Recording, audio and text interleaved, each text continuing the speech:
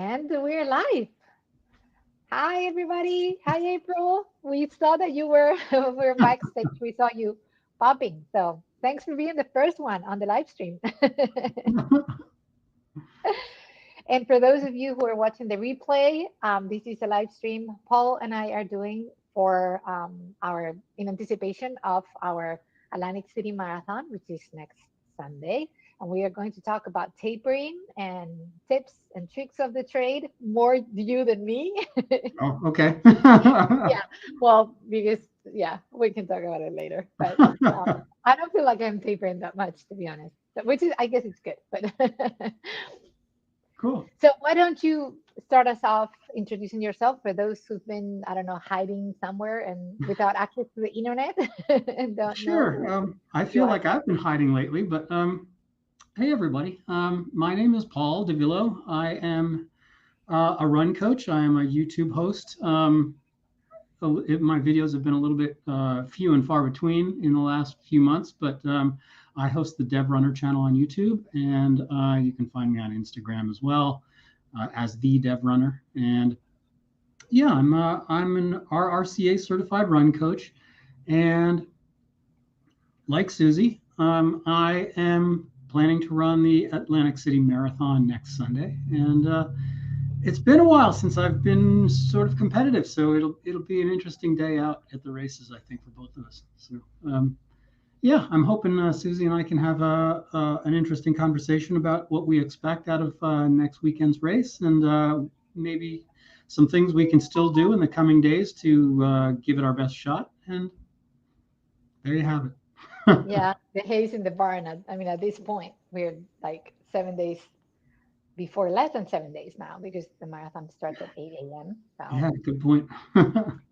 yeah, yeah, like we're really in the final countdown. So Yeah, this one's really snuck up on me. I think my my previous races, especially marathons, have always been I try to get everything right, and I just you know what I mean. Like I get so worried about every you detail, and are this crazy. time, I would, yeah. yeah, this time I'm taking it easy. I'm just kind of like whatever happens, happens within a degree of reason, of course. I still want to do well, but I think you're going to do fantastic because I follow your training runs. You're running fast. So, yeah, so we'll let's see. talk about that. Like I have a lot less to talk about than you because I can talk about my training plan too, but Yeah, how I mean, how has this training plan been different to others? I think, as I just said, I think the big thing is that this time I was much more relaxed throughout. Um, for me, this race is kind of an attempt to return to my former capabilities. After Pam passed away last November, I dropped running. I dropped life for a little while there, and once I started running, I realized that I still really enjoyed it. That it was really good for me. I think it helped my state of mind, and it didn't take long for me to realize that um, I wanted to compete again. So I spent pretty much the last almost full year now, just the last really 8 months, just kind of trying to get back to where I was when I was at my best for marathoning, and I think I'm close. I don't think that the weather conditions in Atlantic City are necessarily going to be. They should be pretty good, but they're not going to be perfect. So um, Yeah, but so yeah, we'll see. I mean, we can't control the weather, so yeah, exactly. I mean, the way I see it, my all time best marathon time is 2:52 something, 20 something, and I think just to get within 2-3 minutes of that this time is going to be a good indication that I'm sort of on the road back. Um, if it somehow turns into a spectacular day, if I hit mile 20 and I'm still feeling good, maybe I'll just full guns ahead and see if I can get close. But really, all I want is anything under 3 hours on next Sunday. So that'll indicate that I'm getting close. and just to put things into context, anything under 3 hours is just a phenomenal. Because you're my age. Well, no, you're older than I am. Well, Oh we're yeah, yeah. I've got you by a yeah. few years. I'm 55 now, so. Oh, so you're 5 years older. Not that we're counting, but just Trust saying. me, I'm counting. It's just, anything as under 3 hours is a great marathon time for anybody. And when you're 55, anything under three is just spectacular in and of itself. So, I think I'm trying to just like everybody else, trying to push back that age barrier just a little bit further. I know the slowdown is coming, but hopefully not yet. oh, I'm telling you, my this training block, I was tired, and I was not running the amount of miles that I was running, with other training blocks. Hmm. So, but I think the intensity got to me. Yeah, gotcha. So towards the end, I was really, I mean, I was still doing my runs, but I was tired. Yeah. Yeah. I've been this close to like really hating running, which is something I I don't want that. Like running is an outlet for me, so I didn't want it to ever happen. Hopefully it Yeah. never happens. But I was so close to burning out. So Yeah, I so that watched your video from like late September, just a few minutes ago, before when I was eating dinner, and yeah, I mean that's natural. The feelings that you're describing are natural at the end of a training block. Especially if you've got a lot of intensity, like you were saying, happening. It's like you get to the point where it's like, come on, let's just race already. I want this over with. you know? yeah. Yeah, and at the same time it's like I'm not ready. Like I don't want this to come. Like you have it's like a love-hate relationship with the race. But Uh-huh. racing is not really like, to me the fun is in the training. Like when you're Hmm. training and you're like, okay, I'm doing this training, and this same run that I did last week, it's feeling better today than I felt last week. I mean, like that is what, like when you see yourself improving, Yeah. I think that there's a lot of joy right there. Oh, absolutely, Because absolutely. Yeah. the training is so long that if you have a bad day or even a bad week because you're not feeling well or whatever, you have time to look at the big picture. But on race day, if 2 or 3 days before you're like, you get a cold, or I don't know, you get a really bad day with weather, you don't sleep well that week going into the race, you shut your race and there's no replay. That's it. Oh, yeah, yeah. So so to me, races are, they are what they are. There's, you know, you can't really.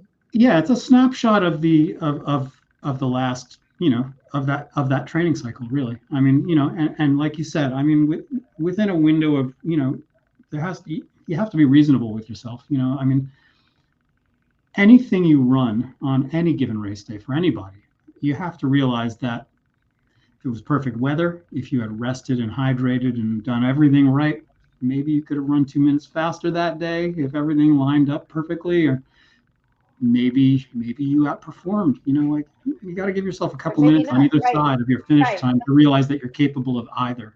You know, um, Right. and it's very rare. You can't beat yourself up when you don't hit it. You know what I mean? Like Right. it's so Yeah. easy that like you could go out, have a mediocre race day, knowing full well that if you went back 2 weeks later, you do way better. You do much better. Yeah. Yeah. Yeah. But I always, I guess this comes with running races and aging too. If the day of the race I give 100% of what I have, Hmm.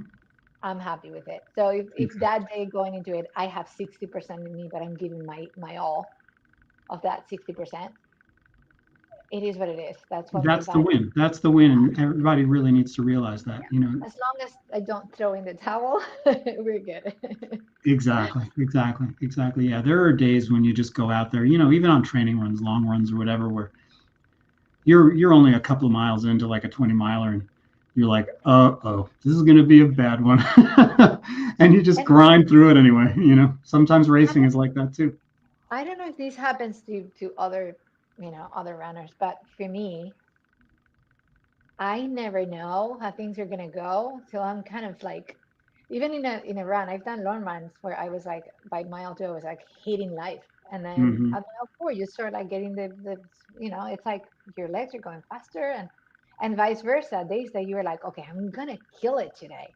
You start running, and then it's like the speed is never there. Like you feel sluggish and tired and like that. Yep.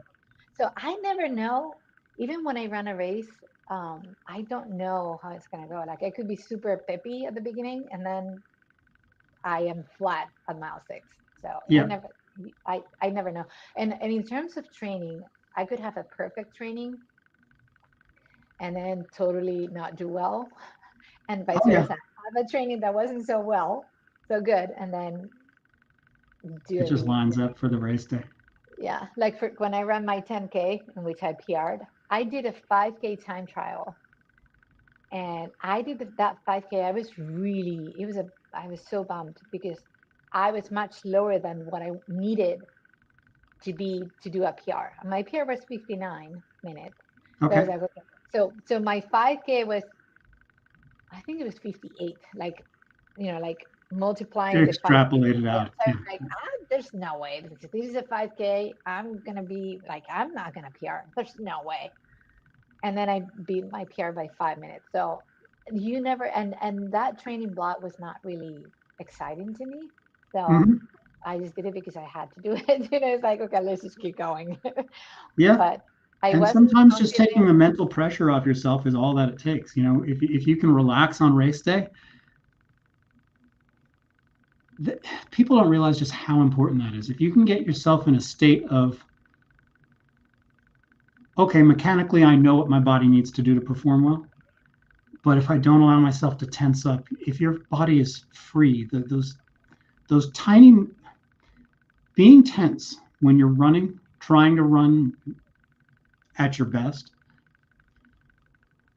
it doesn't feel like it would take much of a toll on your body per step, per stride, per everything. But when you add that up over 26 miles, it wears you out. It makes a big difference, and it makes it so much harder to keep going. But if you're relaxed and just let your body perform as a mechanical sort of machine and just get your head out of it, you know, Yeah, I you agree. have to care, but if you're, as long as you're not sort of, I catch myself so often, like, especially like on speed days during the training cycle, it's like you approach that workout, you go out tense, like, I have to hit these times, all this stuff has to go right today, what if it doesn't go right today, and you just psych yourself out, and it makes it so much harder to actually do what you want to do. Whereas if you can go out with the attitude of, I know what I want to do, but this is not race day, this is not the test, this is just me trying to get that little bit better. And if you can Right. carry that kind of attitude into the race of, this is just one day that is going to give me a snapshot picture of how the training generally went.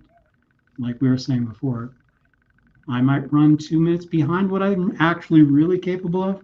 And I might have a spectacular day where I relax and everything just goes right and the weather is cool enough. And that's when you get that magical sort of 1 in 20 races where just everything goes right.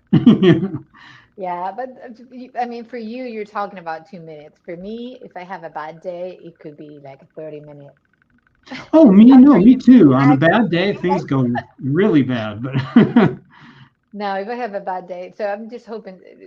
All I want to do is just have fun. I love the course. I think it's a phenomenal. It's a great town to run in. Doesn't it get much better than running by the ocean? If we don't get a lot of the only problem with Atlantic City is the wind. okay. There's loop when you're coming back. I don't know which mile it is. It's probably like mile 9. I don't know if you have you looked It's at been a the while. I know, like, you go out, there's only like a mile and a half along the boardwalk at first, and then you go up and into the roads, and then you come back around mile 9 and you hit the boardwalk after that. But you are a lot on the boardwalk. So if it rains, for example, it affects you mechanically because the boards are wet and you feel like you could slip and oh, fall. wow. Okay. So yeah, if it rained, it would not be good because you're so long. I think it's 10 miles that you're on the boardwalk. Like when you are like because you go back and forth. and you go out first, you run in the city, and then you come back. And I think you're mile 9. At mile 9, you go on the boardwalk, and it's windy, like there, because if it goes, you turn a corner. Hmm. That section, it hits you. Like I've run in Atlantic City a few times. There's always wind in that section. So Okay. So I know what to expect, expect which it is because good. it hits you. Yes, there at mile. I think it's like in either 9 or 10. You go back on the boardwalk, and you're on the boardwalk, and it's long. And then you're there maybe 5 or 6 more miles, just straight. And Cool. that's when you start seeing like, okay, let me push it here, and then you go into the city again, and then you are at mile. I think it's 13 or 14. No, it's got to be more. It's got to be more like 15 or 16. There you're like in town, and Hmm. then even if there's wind, you're protected right there. So it gets better. But then you go out again, and you're like on the marina. The marina is also windy. So if there's wind that day, you're gonna get hit Yeah. left, back, forth. I mean, because it's gonna, yeah. It That's reminds me a lot. What you're describing sounds a lot like Myrtle Beach Marathon. I've run that one a couple of times, and it's kind of the first time I ran it. It's going back like a dozen years now, probably. Um, and I was so new to marathoning the first time I ran Myrtle that it was like perfect weather. It was perfect everything. And I was like, oh, this is the way races always go. It's always just perfect conditions, and you go out there and you try your best. And then the second time I went back, it was freezing, and it was headwind like 25 miles an hour the entire time. And it was like, well, so much for my PR this year. Yeah. So if it's so last year, for example, it was for the half and the full marathon. It was perfect weather. It was so nice, sunny, barely any wind, like a tiny breeze. And it was so nice because then you're running by the ocean and you smell, I don't know, it's there's it's it just seems it's just a nice race. So hopefully we have sun, even if it's a little cooler. I have I think it's gonna be cooler. I think it's gonna surprise us, and be Yeah, I like hope so. I hope foggy at so. the start line, and kind of chilly. That's what I think it's going to be end up being. I have not checked the weather forecast for Atlantic City in several days now, but last I saw, like Tuesday and Wednesday of this coming week, looked like ideal conditions. It was supposed to be like 43 degrees in the morning, and it's like, oh, I love low I 40s. I always look at the rain, if there's rain a couple days before and a couple days after, because that could move one way or another, and it's like, oh shoot. Yep. But there was no rain in the like when I looked, like 7 days of no rain. So I was like, okay, so this is looking good. Yeah, exactly. If it's dry, that helps a lot. So, Yeah. So again, it's really well organized. The party afterwards is great because they do it in one of the casinos and one of the bars. oh, So, cool. so you can have family and friends join you there. They have one beer for free, but then you can order more if you want to. Oh, And wow. people go like, I mean, I've seen people drink there, like really celebrating. There's a couple of DJs playing music, like in strategic places. Cool. So there's not a lot of spectators once you leave the boardwalk itself, Mm-hmm. but they have people playing music in strategic places. There was a jazz band Oh, last that's year. cool. Yeah, stuff like that just helps to get you out of your own head, so that you can kind of just chill and just kind of get back into a flow instead of just be like, And a 'cause lot of when the I time you're with people, which is good too. At say least that in my again. experience, a lot of the time you are with people. I mean, your kids might be different because you're going to be up ahead, but it's not one of those races where you don't see people generally around you. There's always That people helps a around. lot. Yeah. Yeah. Yeah. There's a mountain race, which unfortunately doesn't exist anymore. But when COVID hit, that was the end of it. But there was a mountain race I've run, mountain marathon, I should say, that I've run. I ran 5 times, called the Peak to Creek Marathon. And you basically you go up a mountain, circle around the top of a mountain, then you go all the way down the mountain, and then the last like 12 miles of the marathon is like flat. Um, and it's a great, beautiful race because it used to be run in late October, so you get all the leaves changing and you're in the middle of nature. But the big drawback of that race was you were utterly alone for the race. It was like a training run in the middle of beautiful nature, but there was nothing to keep you motivated. It's, it's just so hard when you're all by yourself the whole time. And you also kind of, I don't know, I like running with people because then you can gauge. If you're hurting, you can actually think, well, these other people are hurting too. I don't know. You relate to other people. Yeah. Um, and you can, in my case, for example, I usually, when I'm struggling, I try to follow someone. So I Hmm. find someone that's kind of going at the same pace, and then just like, okay, I'm gonna be behind them and just follow them, Yeah. so that I don't. So I find someone that is really, those people who really pace themselves really well, and they're Yeah. like, you can tell they're like clockwork, and it's like, okay, I'm kind of fading. Let me just follow them for a little bit. So you follow them Yeah. for a couple of It minutes, helps a whole lot. Yeah. and Yeah. then you get back in the yeah, I've been and on then both sides of that where I was just like exactly like you, where it's kind of like you just lock in and you just watch their feet and you just kind of try to fall into their rhythm and just try to forget about your own discomfort. But yeah, but I've been on the other side of that too, where I could hear somebody behind me for miles and miles and miles. Depending on oh what mood you're in, if you're hurting really badly, I've been so close to being like, "Go away! You're driving me crazy." oh, I've been told that actually. I was in a half marathon in Jersey City years ago, the Newport Liberty half marathon. I think they changed the name now. Um, but I was kind of like fading. I was going faster and then going slower. And I saw these two girls in front of me, and I was like, I'm just gonna go. And they were talking. So because they were talking, they were kind of like, for them, clearly it was a training run. They were just keeping a conversation. So I was like, okay, I'm just gonna go behind them and just follow them till I can catch up my breath. And like, so I was right behind them, and, and they were talking, and one of them turned around and said, "Do you want to pass us?" Like, clearly she was being, I was bothering her. And I was so like struggling so much. I told her, no, I'm good here. I actually, That's awesome. I'm like, no, I'm good. I'm Yeah, good I want to here. hear how your story turns out. Just keep going. But then after a while, they kept talking and stuff. I mean, I was not like super close to them, but obviously we could like sort of talk to each other.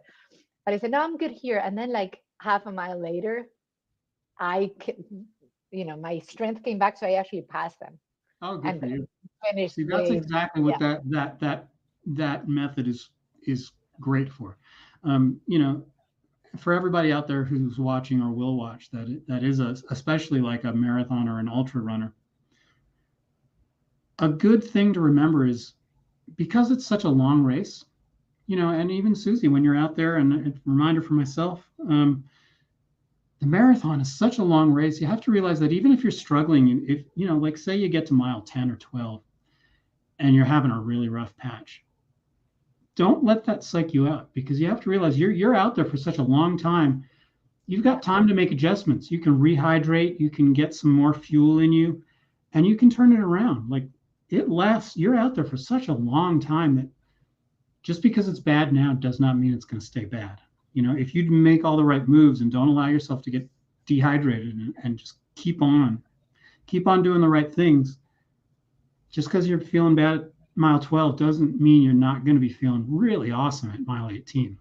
It's happened to me before, and I know plenty of other runners where just keep on putting one foot in front of the other. It can turn around. That hasn't, I don't have, I haven't, I wish I had experienced that. But if I'm not feeling well by mile 13, I know it's going to be disastrous. It's going to be Yeah, yeah, very yeah. disastrous. Yeah. I think it I, depends on what's going wrong too. If your legs feel kind of like lead, and it's just you're just what I mean? Like, it's just one of those days, then yeah, it's not going to turn around. But if it's yeah, like that stomach happens. issues or something like that, then keep on keeping on, because you never know. Yeah. And the half marathons, I have experience, like being struggling at mile 7 or 8 and going through that rough spot, and then just like, okay, I got my mojo back. But in Hmm. marathon, if I'm not, if I'm struggling mile 13, I'm going to be, I know that. Yeah. But if I'm struggling at mile 17 or 18, I think sometimes you go through that. And in my mind, I think what happens to me is, to me, I hit the wall, quote unquote, Yeah. at mile 17. I think that's because my body, because for me, mile 17 is usually depending on the pace that I'm running, but it could be like 3 hours, 3 hours 15. I think that's when my body's changing from the glycogen to fat stores. Fat burning. Yeah. because it's when it happens, it's like 16, 17, 18. That's when it happens. And I think that's when, like, if I stay with it, is when after that, like a mile later, I feel better. Yeah, gotcha. um, because it's like my body's trying to, it's readjusting something, because it always happens in that spot. It's always 16, 17. So for other people, it says, they say it's 20, mile 20. To me, it's always early. And I am convinced it's just my body just running out of glycogen stores and then changing to whatever other. Yeah, yeah. As long as you get your pace down low enough where you don't have to burn so much glycogen, if you take your pace down at that point reasonably, I'm not saying slow down to a crawl, you know, but yeah, if you can get if you can get into a more completely, what's the term I'm looking for? It's been a while since I've talked coaching kind of stuff, but if you can get into where you're running in a very, very aerobic zone, then what you're talking about is exactly true. Your body will switch to where it's burning far more fat as fuel than having to burn the really hot sugar, in order to provide enough energy. But it happens to me even when I'm going slower. It's always that mile 17, mile 18. It's always like, okay, that's when I need a banana. Like that is my magic Uh-huh. thing. So I think I'm actually gonna run with a banana on me. I See. don't know. It might get mushy. That's the problem. But I would love, because that's when I'm like craving specifically the banana. The banana gets me through. If I have a Gotcha. banana about 17, I just go. After that, I can fly. It's Yeah, just because it's a slow release carb. It's actually a lot of starch. There's a lot of starch in bananas, so it's kind of takes a while to break down in your stomach. So you get it's a lot like the starch drinks like Tailwind and stuff like that, or UCAN, where it's just like a slow drip. The conversion of the starch into the sugar in your stomach and in your lower intestine it's a steady release of energy, as opposed to sort of like the Gatorades and the straight sugars, where it's kind of like, I feel right. great, I feel Eat. terrible. Yeah. But Yeah. you actually bring up a point. If it's okay for me to ask, I'm still on the fence about what kind of fuel I'm going to carry, and if I'm going to use the like a running vest with the big pouch on the back for my drink, or if I'm going to, believe it or not, I've run 14 marathons and I've always run them with the pack, because I don't like the idea of losing time stopping at the water tables. But I'm thinking this time I'm sort of reserving. I haven't made my decision yet, because if it turns out we get like a 45-degree morning where a PR is possible, I think I'm just going to strap the thing on and just go for it. But if it's kind of like, if they're expecting like 50 something degrees at the start line, and I know there's no real chance at a PR, then I may just use this as an opportunity to try running a marathon without the pack for the first time. So I'm curious, what's your fueling plan? So I have UCAN, and I'm gonna have honey stinger waffles, Okay. because they're rice based, and they just work better for me at this point. Like I used to do really well with goose. I got good out. I don't know. It doesn't work Mm-hmm. anymore. Like I take them, it gives me a huge spike, and then I crash. Like Yeah. it's really really bad. Like bad. Like I crash. So, and with the Yukon, the problem with the Yukon is I don't think it's enough calories. I mean, the packs say that you only have to take one every 75 minutes, but it's only 80 calories. So Yeah. honestly, No, if you're not gonna feel like, and it makes a difference because the goo is 100 calories, and you feel like you're taking something. So those 20 extras yeah. might not I mean, it feel a all lot, adds up, especially over a marathon. right? So I'm gonna take the honey stinger, the waffles, and I'm gonna take the Yukon, and that's what I'm gonna do. I Cool. might, if I don't know, if ideally I would have my banana on me. I just don't know how I would bring the banana. But if not, I might have a goo like towards the end, like when I'm like 3 miles from the finish or something, because I think that Gotcha. sugar is going to take me through. Now, are you depending completely on the water stations for all your liquid intake, Yes. or are you carrying Yeah. any? Yeah. Okay. See, that's interesting. That I don't think scared it's gonna me. be. If it was a hot day, maybe not. But they have water stations every 2 miles. Yeah. I mean, I just don't think I don't see unless it's like really really hot. I don't see a scenario in which I would need to drink because the problem with me too is that if I drink more, I'm gonna have to stop to use the bathroom. I don't necessarily sweat it. That's my problem, and I don't want to have to stop to use the bathroom. Yeah. So I have found the amount of like the cadence, and every 2 miles having a little bit of water. If it's not too hot, should be enough, and I should not have to use the bathroom. See, I envy people like you who've got enough experience already with sort of being able to take in liquid every 2 miles. Like I'm so used to from 13 years of running. I'm so used to having that pack, and every half a mile, like clockwork, I get a 1 ounce sip. That I'm scared. I'm so scared. I may do it anyway just for the experience, but I'm so scared that I'm going to be like, oh my God, where's my drink? When I'm You like, can grab, no one's gonna take you not tell you not to. Like if it's hot, I take two. yeah, Like 2 cups. Like sometimes if it's hot, you pour one on you and the other one you drink it. So I got you. I Yeah, I I don't think it's an issue at Atlantic City unless again it's one of those days where we get 80 or 75 degrees or something. yeah. In which case, I'll just Then be jogging the whole thing anyway as a training run. So, I don't think I think it's really well supported. yeah, I think Maybe what I may do especially is just carry because like I may it just looks carry like an 18 ouncer and with super concentrated tailwind in it, and just take one squirt like once a mile and try to make it last for the first half. I would so here's my take though. If you haven't trained with water without the camelback, I would take the camelback.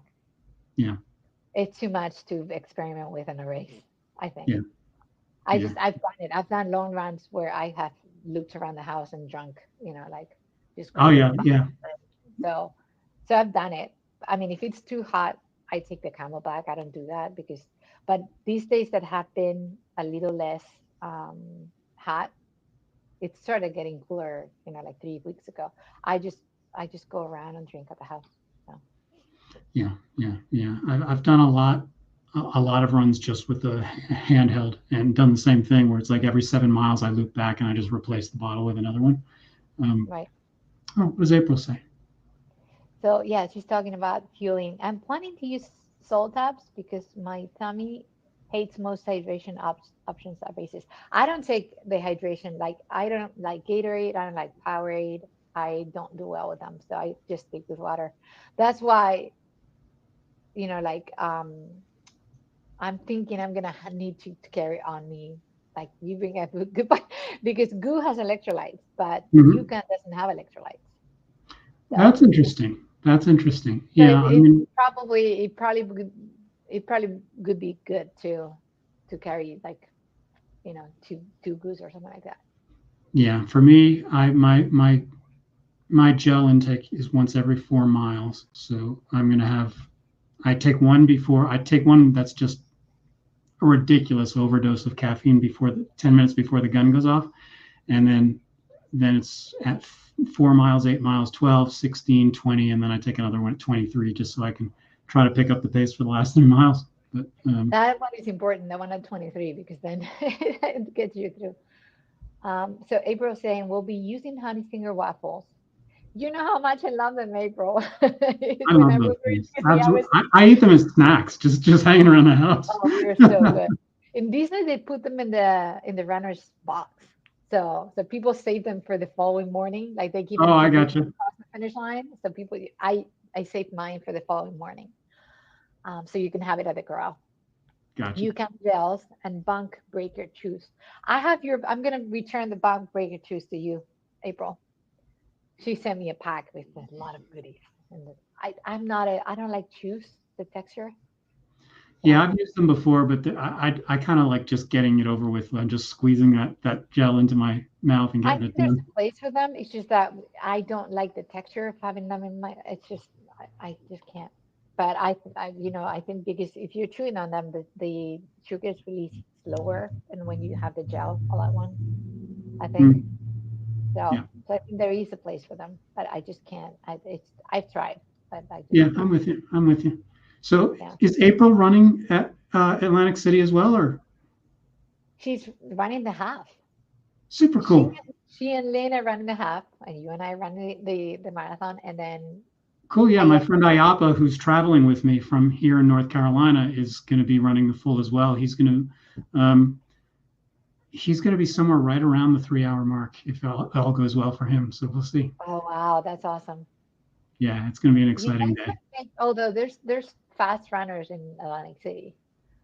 Yeah, Um, I was looking at last year's results, and yeah, if I have a decent day out there, I'm hoping I can finish top 20.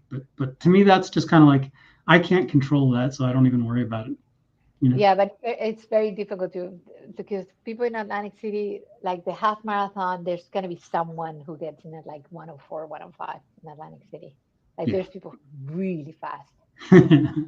Yeah, and the marathon, I'm sure there's gonna be people who are like two twenty Oh, five. there's always, yeah, a handful of Yeah, guys who are just so stellarly quick. It's just yeah. silly. And the good thing about Atlantic City is you see them, like when you're Yeah, yeah, running yeah. and coming back. So it's so cool to see them There's a between. couple of out and back, so you Yeah, get to see I who's start leading the counting, pack.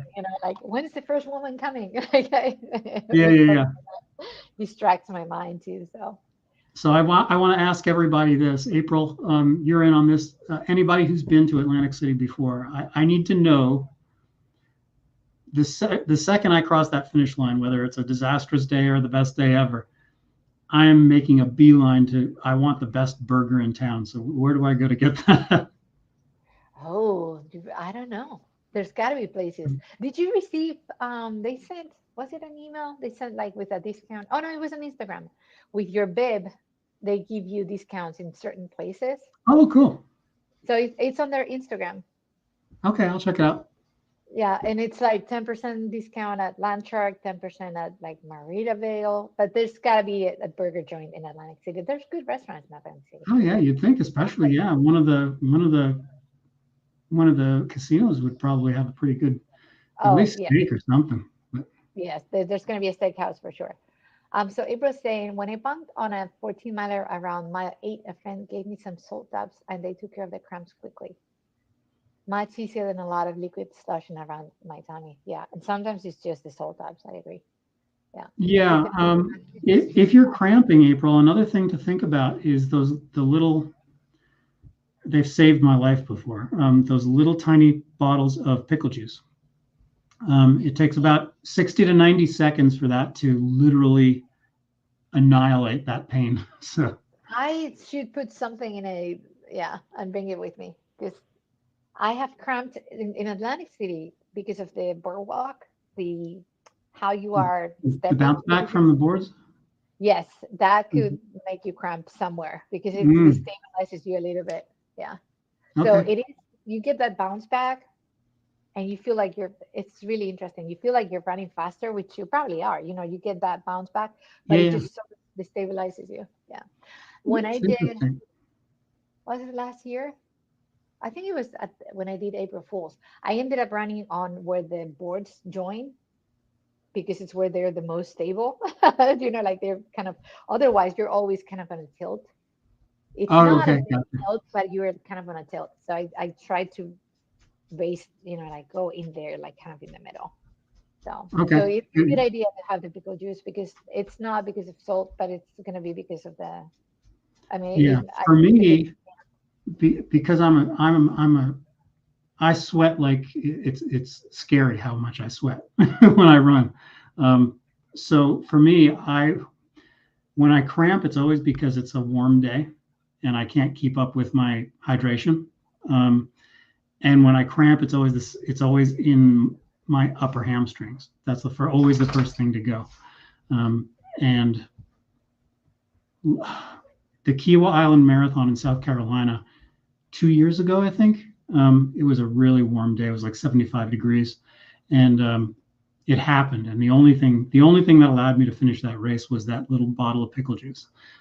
I just hit that. It was like right around mile 22, 23, and I was literally like a Charlie horse, like the muscle just twisted and it hurt so bad. And I just got that pickle juice down, walked in circles for, like a minute or two, and suddenly I was back in business. So Oh, it's like wow. it's a miracle drug. It really is. Yeah. I lost my train of thought. I was going to say something about the pickle juice. I mean, some people carry it all the time for marathons. So, Yeah. Yeah, I'll definitely have it like either in my back pocket or if I do wear the pack, then it'll be in my chest pocket ready to go. So, yeah, I have to say we were going to talk about taper. I don't feel like I am tapering at all. This is the first time I'm like whatever. uh-huh. Any other time I've been like very nervous about it and like, oh my God, I'm running less, I'm losing fitness. I'm like, I am so chill this time around. It's We're like, exactly on the same page this time, I think, because I was like, when I got to, I guess 2 weeks ago, when we were what would have been the beginning of a 3 week taper, I was like, I'm not tired. I'm not going to stop training hard. So I dropped my mileage a little bit. Like my top mileage for this training cycle, my top weekly mileage was like in the low 80 miles per week. I never managed to get over that, but for the first week of what should have been the taper, I still ran like 70 miles, and this week I ran 50. So I'll probably get in another 20 or 25 miles over the next 5 days before race day. I don't, you're used to running a lot though. yeah, but still, even I'm still used to sort of being really, really regimented and being very careful with the number of miles. This time, I'm just kind of like, whatever happens, happens. Very much like what you were just saying. Like, I'm just running because I'm enjoying it. If it hurts my race, then fine, it hurts my race. But you know, Yeah, this time around, I think so. For pretty much all my marathons, I've always been overtrained. I think I arrived to the race very tired. yeah. So I remember vividly for New York City Marathon, which is still my best. I arrived so overtrained. The my resting heart rate the morning of the race was 75 beats per minute. Wow, that's high. Yeah, So for a runner, that's high. when you're waking up and your heart rate is 75, when my heart rate is usually 52, 53. So can you Okay, so imagine you're how pretty much overtrained the same as me then. Okay. I was so overtrained and so tired the morning of that I don't even know how I finished and I PR'd at the because it's still my PR. Yeah. I've done so much better if I hadn't like trained. I trained way too hard. I put too many miles, too much intensity. I really wanted to like have a like a good race, and it ruined totally my race. If I had been more chill about it, I think I could have run it faster because Yeah. I mean, you just I was never so know though. You just never know no because because like sometimes if that you muscle tension is what propels you to a better no race. because if your heart rate is already 75, laying down in bed, and Yeah. then when you start running, you're at 140, and you're like over yeah you're. I mean, I that race I went and looked back recently at mile 3, my heart rate was like 174, I think, and it stayed like that 174 the whole race. Wow. I can't imagine how much I damaged like my myself running at that level. Like I was in the red zone the whole freaking race. Wow. Yeah. It's Like funny it was because like dangerous. I mean, if for the last 5 years of my life, ever since when I turned 50, basically, my heart rate, because I run, do you remember who Michael Bartlett is? yes, He's a yeah. friend of mine. He's been on my channel a billion times, but he's he's like 17 or 18 years younger than me. And so for him, like 170 heartbeat is kind of like his comfy edge of breakup sort of, edge of aerobic running sort of level of heart rate. Whereas for me, 169, 170 is the fastest my heart can go. Like if I ever look down at my watch and I see 170 anything, I know I'm probably on the about to have a heart attack because my heart just cannot go that fast anymore. I have made the connection in between my heart rate. So if leading into the race, my heart rate stays because I get very antsy and very nervous. If leading into the race, I stay in that 52, 55, I have a good race. That's the one thing that determines, because then the morning of the race, I actually have wiggle room to push it. Yeah. If it's high going into the race, I don't have wiggle room, because then you're so excited and so, yeah. And another thing I can't do is have more caffeine than I usually have a cup, 2 cups of caffeine in the morning. For the marathon day, I have to have the same 2 cups. I can have a third one because then my heart rate spikes. Again, it just ruins my race, because then I don't have, because that's the one thing. Yesterday, for example, I did a run and I ran pretty fast. I could have run much faster because my heart rate was so low and so self, like, like it was low for me. Hmm. So even though I was running fast, and then I was looking, I was like, I should have pushed more, because I had like, I was trying to go by feel, and you're running and it's like, it feels like I feel like I'm going fast. And then you look at the stats and okay, I went fast, faster than I've run the whole train in black. And this was yesterday. I was so happy. But then I was looking at the heart rate and it's like, I didn't even like, so I could have even gone faster. So that's, to me, that's what, my legs feel. That's a good sign though, because that shows to me, it says that you're probably on really good track with the way you have been tapering. You say you haven't really been pulling back enough this time around, but Well, I if didn't really yesterday do. is an indication, then you are fairly well rested, because if you can perform at that higher level without driving your heart rate that much higher, that means everything in your system is feeling good. Hopefully, we'll see, because again, you never know. But so the number one thing that I've done this training blog that's different is that I think I mentioned this in that other live stream we did on your channel. I am running a lot less miles. So usually Hmm. top at like 45, even 50 for a marathon. The highest mileage week was 35. So it was Okay. it's really low. But then everything I do really had intensity embedded in there. So even if I did like an easy run, I did strides at the end. I did all my long runs with marathon pace in them. Wow, So good for you. See, that makes a the huge difference. If you're that consistent with it, that's great, because you're still exposing your body to hopefully. that high level of performance, even if you're not running as many miles, which is great. I'm just sorry, So I'm just taking a look at this comment. the, the longest run I did was 18 miles. In that one, I did 8 miles at marathon pace. So, What? Okay, well then you're rocking and rolling.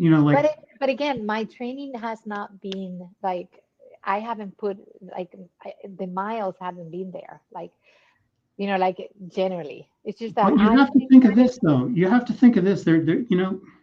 Every marathon training cycle is a balance between the sheer number of miles and the number of miles run at or faster than your intended race pace. If you can put together a block of 8 miles at marathon, your intended marathon race pace,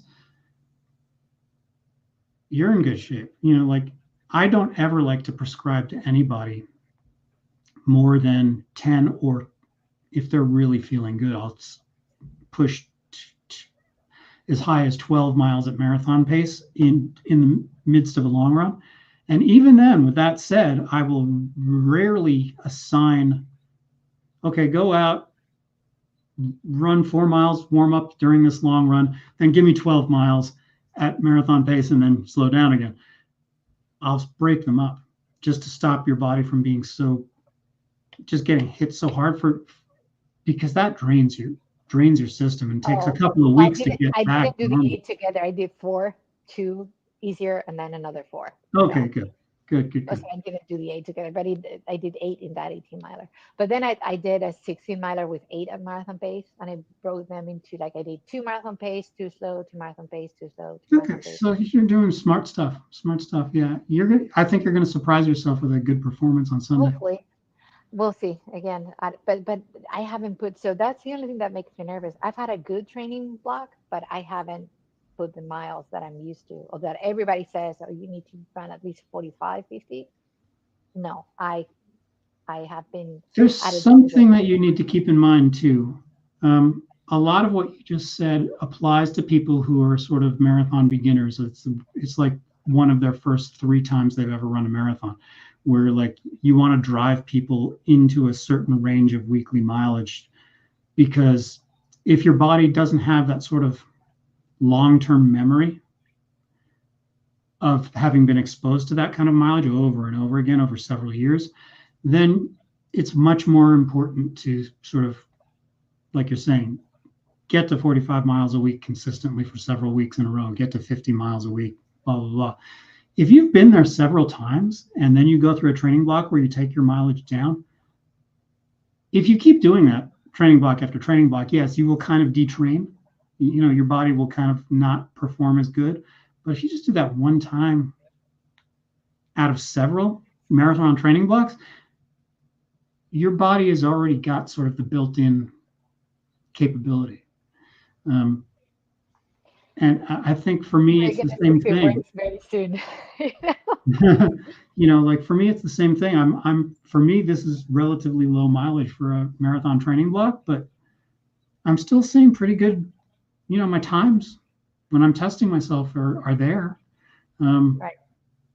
I think if I went through another training block after this race where I've run the same kind of low mileage, I'll start seeing performance go down. But, you know, I See, think, the thing for me with like just running long and easy is that it makes me very sluggish, like immediately. Like if I run all my miles, if I run 50-mile weeks and I was all of it was easy running, I would lose speed. oh, Like I am absolutely. Yeah. 100% Speed sure I goes would lose speed. fast. Speed disappears quickly. That's one thing that's true for runners is, um, yeah, if you're not mixing up your weekly training, if you're not getting like one or two speed sessions in Yeah. and you're running all easy miles, you will slow down. I'm going to pick up some of these questions because I don't want people to think we are not answering them. So April saying, Mhm. what shoes are you wearing? I am actually going to wear my Mount to Coast, the Oh, Arc are ones. you? Okay, I was just watching your video where you were trying out the trainers. So Oh, I love those shoes. They are snappy, they're comfortable. It's like you're going on clouds, but they're super cool. responsive. Oh, I love those shoes. Like there's Oh wow. nothing. I was like, maybe I should buy like super shoes for this. And I was like, scratch that. No, I love the shoes. Like I have my shoes like all together, like in this room. And I always go for them. Like I have to force myself to use a different shoe. Like I Oh grab them, it's wow. like, I used them yesterday. Let me use these other ones. Yeah. Like Gotcha. let them Don't you love when you because I find a love them. shoe that is absolutely perfect for you? Oh, It's they are so comfortable. They don't, I mean, it's just like, when you run long and you don't have aches and pains anyway, like oh yeah, you're yeah. just like perfect. Like nothing hurts, no toenails, no, like anything. It's just perfect. That's So awesome. April's Yeah. wearing hers. Yeah, she bought them actually. I highly recommend them. I mean, they're awesome shoes. Awesome. Like Oh, they're okay. just, April's yeah. wearing the same ones? Okay. Yes, she's gonna wear the Super R. cool. I have Super the cool. R ones, and then I have the S ones because it's a new company, so they're really good shoes. And the S ones are more. I could see myself using them for a 13.1, but not for a 26.2. I think Okay. that because they are more, they're harder. So, A and firmer you can shoe. feel the speed return, like you could Hmm, feel the hmm. speed return, but they're much harder. So I don't think I would use them for a 26.2. I would use them for a 13.1, but not for a Okay. 26. Okay. Yeah. Yeah. For me, I'm going to be wearing the Saucony Endorphin Pro 4. I've used Um, them. They're awesome shoes. Yeah. oh my God, they're so good. um, it's funny because I tested them out just to make sure that the pair that I bought was like, like there was no weird thing that was going to like annoy my foot or anything. Um, and I love them. They're very responsive shoes, but they've got sort of a top layer of that softer foam. So like when you first come down, it's like there's this plush that lasts for just a microsecond, and then suddenly it's like that super bounce, and it's just I love that shoe. Yeah. They're good shoes, but I'm married to my Mount Ducos right now. So Joseph is saying, this is my first AC marathon, and here in the course is flat. Is it true or is it myth? So there is, when you start on the boardwalk, you turn to the left. There's a lot of people there, and it's kind of a small. So the first mile, you're going to be kind of trapped. with a lot of other humans right there. And then there's an overpass that lasts, I don't know, 90 yards maybe. So it's a short, Okay. you go up, it's an overpass, and then you go down underneath, and then you go up again. So it's Okay. all at the beginning. I mean, it's like the first 3 miles, I want to say. Okay. That's So it. Then there's after just a that, couple it's of all fun. rises, and then that's it. Yeah. Okay. All right. Cool. Yeah, the first and it starts like super easy. So to me, it's good because like it slows you down right there, like early Exactly. on, Exactly. and then you get it over with. Then you're done. Then there's nothing else. Yeah, So everything that's else is perfect. just Yeah. flat. Because as a coach, I always recommend that, especially in a marathon, spend your first 2 or 3 miles easing into your intended race pace. Don't try to just nail it, because the first couple of miles of a marathon there are a couple of places where there are a couple of different times in a marathon where your risk of an injury is highest. And one of those two times is right at the beginning, because you can go out too fast. And going out too fast has there are two scary things about that. Number one, you could be ruining the end of your race because you're burning too much energy too soon if you go out too fast. And number two, your muscles aren't warmed up yet, so you could pull something in that first couple of miles. So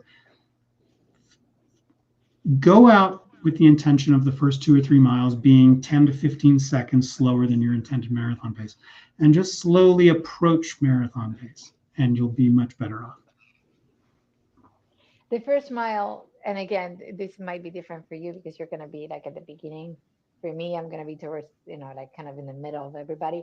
It's very hard to at Atlantic City Marathon to run that first mile fast because it's just too many people. You're just When dodging you're people like here. in the shoot, when they're shooting you out, it's just, and there's like fences on the sides, and there's a Yeah. lot of people there. That at the finish line is where all the people are, families and stuff. And it's very hard. And then you go again, the first mile, it's very hard to speed up an Atlantic City Marathon. Yeah. Yeah. You're going to be, because there's just too many people, but you're going to be up there at the front. So maybe that, those people, Yeah. I what do mean, you we'll see. We'll see. Like I said, I'm feeling more relaxed about this marathon than I've ever felt relaxed about a marathon. So if I have to go slow, fine. you know. Yeah, and there are like there's things that again, because I've run it other times, there's things I look forward to, like when you're going when you enter the when you come back from going in the city and you come back into the boardwalk for the first time. Hmm. That's really neat because you see the beach, and again, if there's a breeze and it's sunny, it's just so beautiful, and you see the birds flying. Yeah. It's just nice. Last And time then I you're was in there. Atlantic City was I was like 8 years old. It was 1977. So it's been a while. It's probably changed a lot, and they're Yeah, I making would an effort. imagine. Like Atlantic City is really making an effort too. Yeah, I Cool. mean, I like Atlantic City. I don't gamble. I'm not a person that gambles, but I like Atlantic City, and I think the marathon again. The course is just nice. It's very varied. It has a little bit of everything. I mean, don't get me wrong. In a marathon, there are areas where you're going to be bored. It's not like Yeah, everything that's like, unavoidable. other than like New York City Marathon, for example. Everything is like you're looking at people. There's so much animation. Like people yelling and screaming. Uh-huh. You're gonna be there's areas where there's no one, but it's there's landmarks and stuff, and if you run it enough, you pass restaurants, and like this is a famous restaurant that you know Okay. Yeah, I I'll hope you start pass planning like where I'm going to get my meal.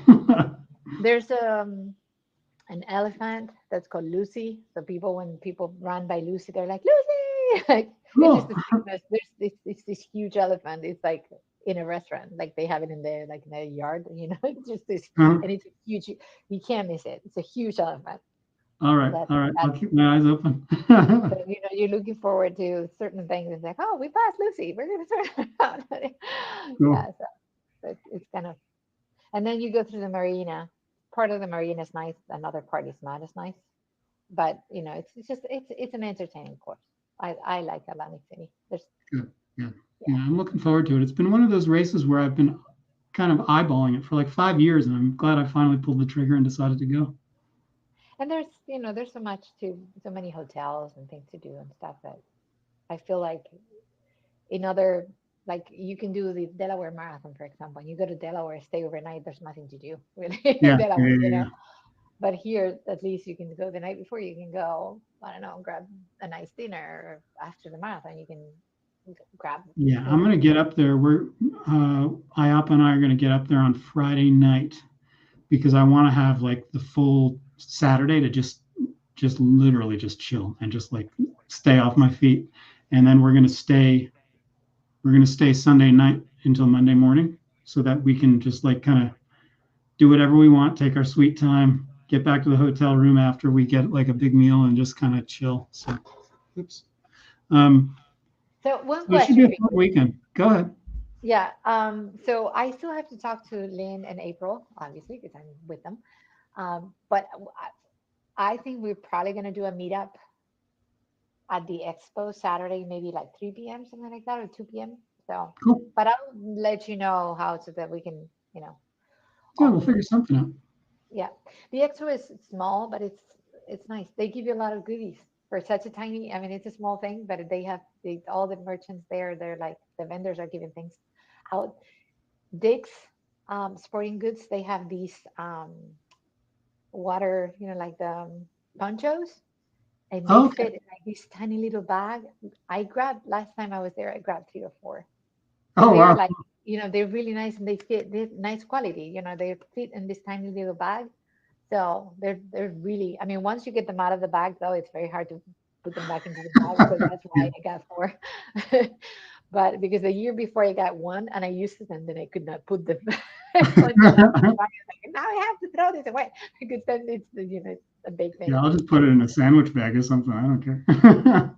I don't know that it would. It's just one of those full blown. I mean, it covers you entirely. Oh, It's wow, like that's one of pretty those cool, long especially if ones. it's a rainy Yeah, day at the race. Yeah. at least the ones they gave last year and the year before. It's like with a hood and everything. I mean, it's seriously like a nice quality. All Yeah. right, cool. Yeah, I'll Yep. grab an extra one at least. So what are you doing this week? And then this is going to be the end of the. Yeah, sure.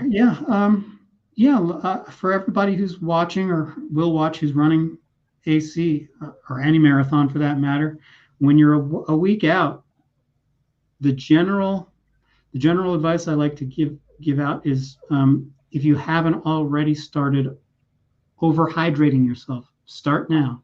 Um, Here's the general plan of as far as nutrition goes, what you can do as a marathon runner who wants to get the best performance at a race day.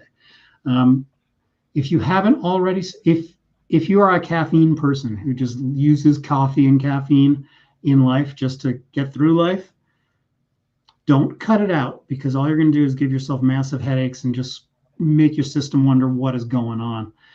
I did that, and Me it was a too, me bad too. decision. Yeah. But what I would say is start cutting back. Cut back the caffeine, and that's for two hugely important reasons. Number one, better quality sleep. Even if your body is used to having a lot of caffeine and you still sleep through the night, it's not as good a quality of sleep that there are certain states, certain REM states and pre-REM states where your body does most of its physical healing. And when you are on caffeine, you get less of those REM cycles. So cut back on the caffeine so that you get more muscle repair happening this week. Also, caffeine is a diuretic. So even if you are hydrating like crazy, the fact that you're taking in caffeine means you're peeing most of it out and it's not that liquid is not storing itself in your muscles where it needs to be. So cut back on the caffeine as much as you can without giving yourself headaches and just messing with your system. Number two is up the hydration. Um, when you're 7 days out, as we are all now from Atlantic City, spend the next 3 days changing the balance of your macronutrients. Bring up the amount of protein in your diet for the next 3 or 4 days because what we're trying to do is make it easier for your body to do repairs, the last minute repairs of the micro muscle tears that have built up over the last 12 to 18 weeks of your training cycle. Um, By Wednesday or Thursday, that's when we switch that balance, cut back on the proteins at that point, and bring your carb intake up by 20 to 40%, depending on what your system can handle. The reason we're doing that's the carb loading. You don't want to just carb load 24 hours before the race. That's not enough time to do it effectively. It will help, but if you really, really want to stuff your muscle fibers and your liver with carbs that your body will call on during the race, you want to start 3-4 days out. The big gigantic pasta meal at 6 p.m. the night before the race is not the best idea. But if you're increasing that carb intake for 3 or 4 days leading up, your body can just slowly, more effectively up those glycogen stores. The first place that it will happen is in your muscles. So if you've been desperately trying to lose weight to get to a race weight for the last few weeks, and suddenly you're putting on weight as you do the carb load, don't worry, it's water weight. When your body and your muscles store carbohydrates, it takes a lot. It has to bond to a lot of water to make that happen. So it's water weight. That's Don't why worry. it's carbohydrate, because the hydrate is the water. Exactly. So don't sweat the weight gain. You're going to sweat it all out on race day. It will all go very quickly, and your body will be far happier. If you are still crazy enough to be trying to diet this close to the race, stop. Do your body a favor. The extra nutrition that you take in will do your body way more good than trying to lose another half a pound between now and race day. Trust me, I've been on both sides of that. Because I've seen people just take an insane amount of food. I mean, eat enough food. Yeah. No, you're not trying to gain weight either during this last 7 days. You're just trying to take in enough calories to offset the amount of exercise you're doing. But yeah, don't be scared of weight gain from water retention. That's just part of the game. You right. Will, trust me, by the time you get to that finish line, you will have sweat out 6 or 7 pounds worth of water minimum. I have actually tried I weigh myself in the morning and then after a marathon, and sometimes it's like 7 pounds less. And I'm not I'm a super heavy sweater, so for me it's not unheard of to go out for like a 22-mile long run and lose 6-7 pounds. So. It doesn't happen to me in long runs, but in marathons, I don't know if it's the stress or what it is, but I've done it, and it's a lot. Yeah, because you're burning hotter and your body is trying that much harder to cool itself, so you're sweating harder. So that's right. What it's all about. But yeah, that's it for me. That's the only advice I can give at this point. I would have had a lot more advice if we had done this talk 2 weeks ago, but now the hay's in the barn. Yeah, exactly. At this point, you're just hanging on and just try to keep your nerves down. Realize that race day is just a marker of your general fitness. It's not. Yeah. The odds of it being a perfect day are next to zero anyway. So don't sweat it. Just have fun. But I feel like even if right now people didn't run at all, you would still. I don't think this week makes a difference you could hurt yourself, but there's nothing to gain you bring up a good point. This week. You bring up a good point, and I know you're rushed, and so am I, so I don't want to, keep talking for too long here, but once you're 10 days out from a marathon, your body no longer has enough time to make the adaptations from a hard workout. This past Wednesday was sort of like the last day where you could have done a hard workout and had a positive feedback that would take effect during the race. Once you're 10 days out and 9 days out, and as we get closer to race day, we're simply trying to maintain the fitness we have. So going out and being like this Monday or Tuesday or Wednesday for everybody, when your mind starts playing games with you of, am I really in as good a shape as I need to be in? Maybe I should go out and run 4 or 5 miles at marathon pace just to make sure I can do it. I just want to, just to settle my mind. Screw that. You're not, all you're going to do is wear yourself out that little bit more and make race day worse. Go out on Wednesday for like a 5 mile run, say. Run 2 miles of warm up, do 1 mile at race pace, then do an easy mile, do one more mile at race pace, and then do an easy mile and call it a day. All you're doing is just reminding the neuromuscular pathways of what it feels like to run at race pace. Remind your body again of what it feels like so that it doesn't feel so foreign on race day. But going out and trying to wear yourself out at this point, I hate to tell you everybody, but it's not going to help. You are not going to gain fitness now. Too late. As Suzie said, the hay is in the barn now. You just try to stay in good enough shape so that everything feels fresh when the gun goes off, and that's all we're about from here on out. Very good. So this was awesome, Paul, and we're gonna meet in real life. Not that Yeah, this it's is going to be gonna be exciting. We've known each other for how many years now? oh, I don't know, many, many years. 5 years, Yeah, yeah, probably. yeah. So, I mean, it'll be nice. We'll finally get to say hello. Yeah. I will, once I get together with April and Lynn and we have an idea of when we're arriving and all that, then I'll text you. Yeah, text me anytime. I'll always, you always know where to find me, wherever I am. And for those of you who joined the live stream, thank you so very much. Thank you very much for your Thank you, question. everybody. And thank you, Suzie, for having me. It was a lot of fun. Next time you're hosting. Okay, that's cool. We can do a debrief afterwards. There you go. There you We should go. do that. Yeah, we We'll should do talk that. about how we both PR'd. He's Paul's channel is on the title, so if you click there, you can go to his channel. Make sure you subscribe to his channel, give this video a like, all that good stuff. Subscribe as well to my channel if you're not subscribed already, and pay attention. There will be a meetup, so I'll announce it on Instagram, on the channel. I'll put it in all my socials. So Super cool.